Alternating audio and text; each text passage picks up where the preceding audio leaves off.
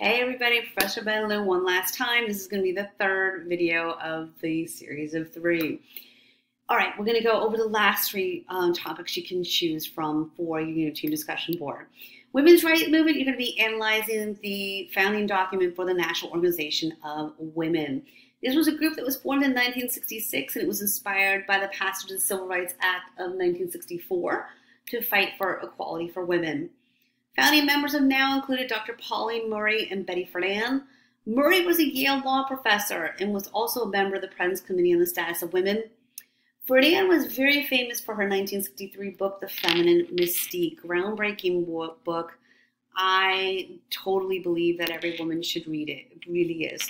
She was interesting because she went to a reunion for her college, and she interviewed women that she graduated from college with, from her alma mater, Smith College. And through this survey, she basically found that the happy housewife was a myth, that there was a lot of women that were missing something, yearning for a career. So she put her findings into the book called The Feminine Mystique. And, you know, I'm a very active person. It's funny. You know, I chat with you all on Tuesdays, and, you know, during a break, it's like, semester break, it's like, oh my goodness, I should be chatting. It's like, oh, I want a break, okay? You know, this week's an off week. It's interesting, it really is. So I remember I read Betty Friedan's Feminine Mystique during one of my breaks, you know, semester breaks. And one finding that I totally found interesting in her book, I remember, you know, reading this. I read for like an hour before I go to bed, just to chill out. And I remember reading Friedan's book, and again, I was on semester break. And I remember going, oh my goodness. And my husband was like, what? What's going on? And I said, you're not going to believe this. She has a theory that women that are stay-at-home wives and mothers take longer with their household chores than women who work outside the home. And I'm like, my gosh, I have been taking longer with my housework this week. You know, it's interesting.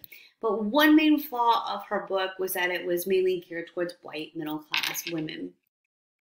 Okay, next topic that you can go over is the Chicano rights movement. This is a background on Cesar Chavez and the United Farm Workers. Cesar Chavez was born in Yuma, Arizona in 1927. He learned a lot about injustice early in life because his father was swindled out of land his family had been living on by some very unscrupulous whites. The Chavez family ended up moving to California, where Cesar was banned from speaking Spanish in school, and he experienced prejudice in school. After completing 8th grade, he became a migrant farm worker to support his family after his father had been injured in an accident. He, along with Doris Huerta, formed the United Farm Workers. It was like a union for migrant workers. This was formed in 1962. Still around today, still an interesting organization. Main purpose of this was to fight for the rights of migrant workers. Members of the United Farm Workers went on strike to protest treatment by California table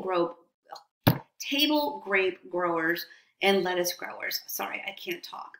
1968, Chavez engaged in a 25-day hunger strike and was visited by Senator Robert F. Kennedy while he was engaged in this hunger strike and a show of support. In fact, it's actually kind of neat because I believe it was in the 70s or 80s that Cesar Chavez went on another hunger strike, and Ethel Kennedy, Robert F. Kennedy's widow, visited him during that strike. So really interesting. Okay, Black Power is the absolute last topic you can choose from in Unit 2 discussion board, another interesting topic. As I said before, these are all very interesting topics. There's plenty of research material available on these topics. Just choose what you feel is most interesting to you. There was a split in the civil rights movement in the 1960s. On one end of the spectrum, you had followers of Dr. King who were continuing to advocate passive resistance. On the other end of the spectrum, there are folks that were frustrated, saying, look, we've gone down the road of passive resistance long enough. It hasn't really generated many results. We need to be more aggressive. So the Black Panthers were a big part of the Black Power movement. It was a group that was formed in '66 by Huey Newton and Bobby Seale.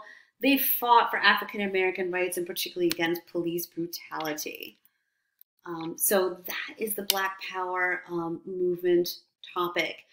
Please do not hesitate to contact me if you have absolutely any questions. And I hope this series of videos has helped you.